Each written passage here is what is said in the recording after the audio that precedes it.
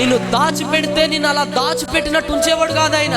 ఈ రోజు మీకు అసమానుడు అనే పాట కనపడుతుంది. ఈ పాడుతుంటే చక్కగా ఆనందిస్తా ఉన్నావు నువ్వు. కానీ ఒక 20 సంవత్సరాల క్రితం నేను ఎక్కడ ఉండేవాడిని తెలుసా? ఒక చిన్న కీబోర్డ్ వేసుకొని మా నాన్నగారు వెంట తిరుగుతూ ఉండేవాడిని. మీటింగ్లు పెట్టేవాడు. కాల పక్కన కీబోర్డ్ వేసుకో అనేవాడు. ఏ ప్రాంతానికి వెళ్ళమంటే ఆ ప్రాంతానికి వెళ్ళాలా. ఎంతసేపు అయినా కూర్చొని వాయించాలా. డబ్బులు లేవనుకో నడుచుకుంటా కీబోర్డ్ వేసుకొని, మా అన్నేమో తబలా వేసుకొని, ఇది మా షెడ్యూల్.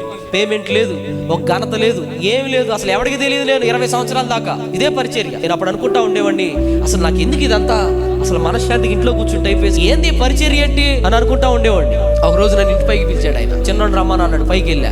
నీకు ఘనత లేదని అనుకుంటున్నావా, నేను హెచ్చించలేదు అనుకుంటున్నావా? నీకు మాట చెప్పనా, గడిచిన 20 సంవత్సరాలుగా నా పరిచర్యలో నీ కుమారుడు దాచిపెట్టు, ఒక రోజు వస్తుంది వీడిని నేను ప్రపంచానికి పరిచయం చేస్తానని చెప్పాడు దేవుడు. హల్లెలూయా. అలా ఎన్ని సంవత్సరాలు దాచిపెట్టాడు తెలుసా? 20 సంవత్సరాలు. ఆ 20 సంవత్సరాల పాటు ఆ కీబోర్డ్ తో తిరిగిన అనుభవాల్లో కూర్చొని ఒక రోజు రాత్రి పాట పాడుతూ ఉంటే, ఆ రోజు రాత్రి వచ్చింది ఒక పాట. ఏం పాట అది? అసమానుడైన వాడు అవమానపరచడు నిన్ను. ఈ మాట ఎక్కడి నుంచి వచ్చిందో తెలుసా? 20 సంవత్సరాలు ఘనత లేకుండా రోడ్ల మీద చెత్త కుప్పల పక్కన ఎక్కడ కూర్చోమంటే అక్కడ కూర్చొని ఆయన పాడుతూ ఉంటే వాయించుకుంటూ తిరిగా. 20 సంవత్సరాలు దాచిపెట్టాడు. 21వ సంవత్సరంలో బయటికి తెచ్చాడు. ప్రపంచానికి అసమానుడిగా పరిచయం చేశాడు. హల్లెలూయా. నిన్ను దాచిపెడితే నిన్ను అలా దాచిపెట్టినట్టు ఉంచేవాడు కాదు ఆయన.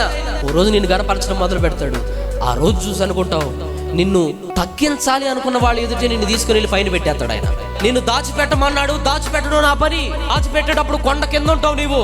ఆ దాచిపెట్టిన ప్రాంతం నుంచి నువ్వు బయటకు వస్తావు చూసావా, అప్పుడు ఏ కొండ అయితే నువ్వు ఎక్కాలనుకున్నావు అంతకన్నా పెద్ద శిఖరం మీద నిన్ను నిలబెడతాడు ఆయన. ఆమేన్.